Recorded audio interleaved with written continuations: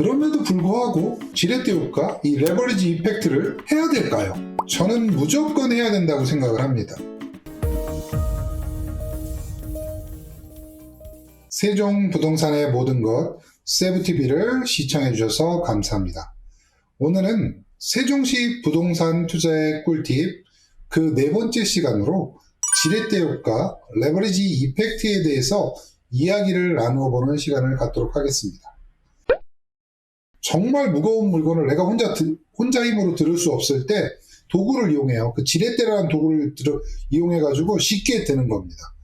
즉, 부동산에서 지렛대라는 것은 내가 혼자 투자하기 어려운 부동산을 타인의 자본을 이용을 해서 투자해서 일정한 효과를 기대하는 게 바로 지렛대 효과입니다. 이렇게 이야기하면 쉬우실 거예요. 갭 투자. 갭 투자라고 하죠. 갭을 이용해서 투자하는 겁니다. 즉 매매가 전세가의 갭이 작은 거를 이용을 해서 적은 금액으로 투자하는 이러한 갭 투자 방식이 지렛대 효과를 기대하는 겁니다. 자, 그러면 예를 들어서 지렛대 효과를 한번 설명을 해보도록 하겠습니다. 제가 가진 자본이 10억이 있어요. 투자하는 방식이 1번 투자 방식은 10억짜리 부동산에 내가 하나를 샀습니다. 내 돈 10억을 주가지고. 자, 두 번째 방식은 은행에서 이 10억짜리 물건을 사려고 했더니 대출을 9억씩 해준답니다. 그러면 내 돈 1억만 들어가는 거죠. 10개를 샀어요. 똑같은 거를. 자, 1번과 2번의 투자 방식이 있었어요. 1년이 지났습니다. 1년 후에 이 부동산이 11억이 됐어요. 그러면 전자의 투자 방식은 얼마를 벌었죠?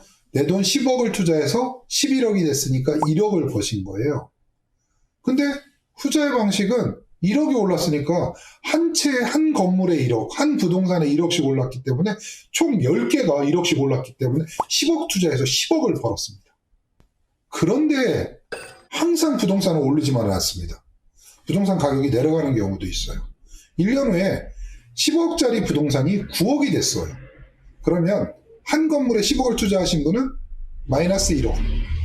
그러니까 1억을 손해보시고 10억이 9억이 된 겁니다. 그런데 10개를 투자하신 분은 어떻게 됐죠? 개당 1억씩 내렸어요. 그러니까 10억이 내려간 거죠.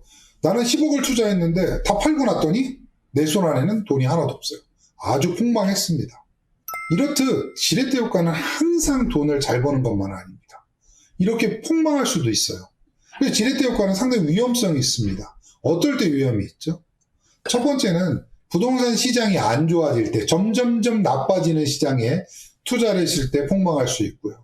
두 번째는 타인의 자본의 위험이 있습니다. 남의 자본을 끌어쓰는 거기 때문에 이 자본이 너무 크면 상당히 위험할 수 있어요. 당연히 이자 부담이 가중되지 않습니까? 전세보증일 경우는 만기됐을 때 전세보증금을 빼주지 못할 경우가 발생할 수 있기 때문에 상당히 위험합니다. 그럼에도 불구하고 과연 지렛대 효과, 이 레버리지 이펙트를 해야 될까요? 이게 가장 관건입니다. 저는 무조건 해야 된다고 생각을 합니다. 자, 우리가 부동산 투자할 때 값이 내릴 거 생각하고 투자합니까? 그럼 뭐하러 삽니까, 부동산을? 항상 오를 곳을 찾아서 아주 좋은 물건을 찾아 투자하기 때문에 레버리지 이펙트를, 지렛대 효과를 쓸 수 있으면 가장 많이 쓰는 게 좋습니다.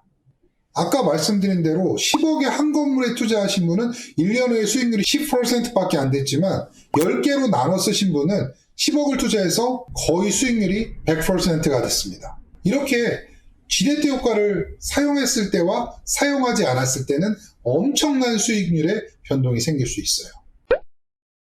그렇다면 지렛대 효과를 할 때 어떻게 투자해야 되는지를 짚고 넘어가면 됩니다.